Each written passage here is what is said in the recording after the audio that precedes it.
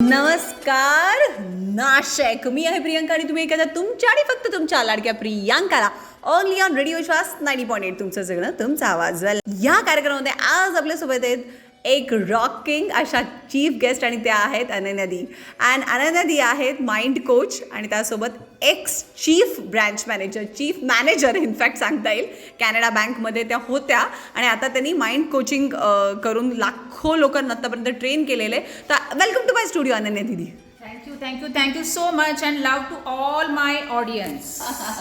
Okay Ananya दीदी, my first question to you is की mind coach तू आहे, राईट? म्हणजे आपल्या मनावरती तू कसं काय ट्रेन करू शकते किंवा त्याला कसं काय एक चांगली दिशा देऊ शकते, हे काम तू करते आणि बरेच लोकांना तू आत्तापर्यंत कनेक्ट केलेलं आहे. बट सगळ्यात मोठा लूप होल मनाला मॅनेज करण्याचा किंवा ट्रेन करण्याचा इट्स अ टाईम मॅनेजमेंट.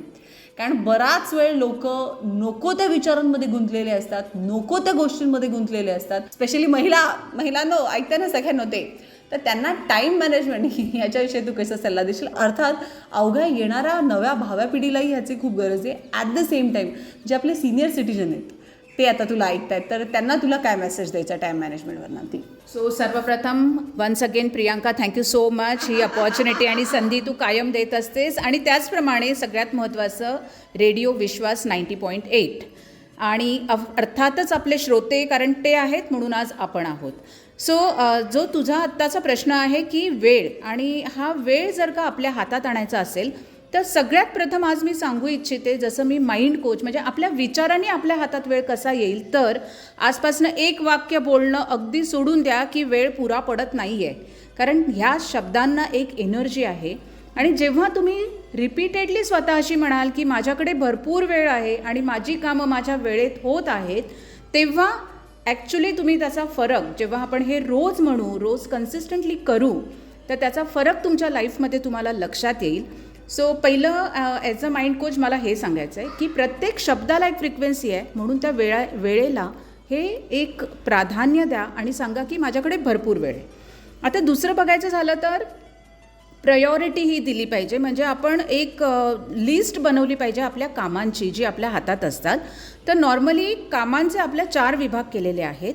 एक आहे तो इम्पॉर्टंट आणि अर्जंट, दुसरा असतो तो इम्पॉर्टंट बट नॉट अर्जंट, तिसरा असतो की अर्जंट बट नॉट इम्पॉर्टंट, आणि चौथा असतो की it is not even urgent, not even important. So ही थोडंसं आपण विभागणी केली. आता जर का घरामध्ये फॉर एक्झाम्पल एक छोटंसं देऊन टाकते की घरामध्ये तुमचं पाण्याचा नळ आहे, तो लीक होत आहे, तर दॅट बिकम्स माय अर्जन्सी. कारण पाणी वेस्ट होणं हे आपलं आयुष्यातनं आपल्या चांगल्या गोष्टींचं लिकेज आहे. त्यामुळे त्याला आपण इमर्जन्सीमध्ये आणि इम्पॉर्टंट समजून त्याला अटेंड केलं पाहिजे, त्या कामाला आपण वेळ दिला पाहिजे. सो असे एक लिस्ट बनवा आणि ह्या 4 विभागणी करा, म्हणजे तुमची जी कामं आहेत ती मुद्देसूद होतील आणि वेळेत तुम्ही ती पूर्ण करू शकाल. आता त्याचप्रमाणे अजून एक झालं की आपण बऱ्याच भूमिका आहेत आपल्या स्त्रियांच्या आणि आपल्या त्या जबाबदाऱ्या आहेत. आता ह्या प्रत्येक जबाबदारीमध्ये स्वीकारताना कधीतरी आपल्याला नाही हे पण म्हणायला यायला पाहिजे. कारण सगळ्याच जबाबदाऱ्या मी घेत बसले तर मग जी ही लिस्ट बनवलेली आहे, ज्याच्यामध्ये आपण प्रायोरिटी सेट केली आहे, ती आपण फुलफिल नाही करू शकणार.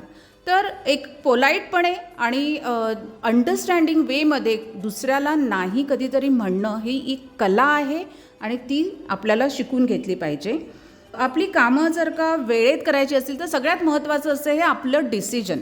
जेवढ्या लवकर मी एखाद्या गोष्टीचा निर्णय घेऊ शकेन त्याप्रमाणे मी ॲक्शन मोडमध्ये येऊ शकेन. पण आज खूपदा होतं की आपल्याला डिसिजनच घ्यायला वेळ खूप जातो.